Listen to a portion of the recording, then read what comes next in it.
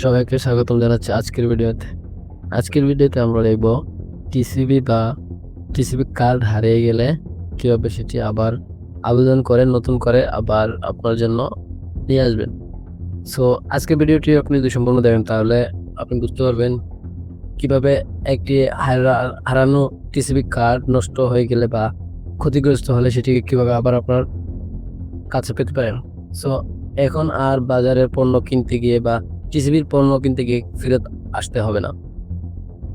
2026 সালের নতুন নিয়মে আপনি এখন ঘরে বসে আপনার হারানোর টিসিবি কার্ডটি রিইস্যু করতে পারবেন। মাত্র অনলাইন ফিস 105 টাকা পেমেন্ট করেই কিভাবে নতুন কার্ড হাতে পাবেন তা আমি আজকের ভিডিওতে দেখাবো। পুরো ভিডিওটি না টেনে শেষ পর্যন্ত দেখুন। যদি আপনার আবেদন করতে কোনো সমস্যা হয় বা কোনো এরর দেখায় তাহলে নিচে কমেন্ট করুন অথবা সরাসরি আমাদের টেলিগ্রাম গ্রুপে যুক্ত হয়ে আমাদের হোয়াটসঅ্যাপে মেসেজ দিতে পারেন।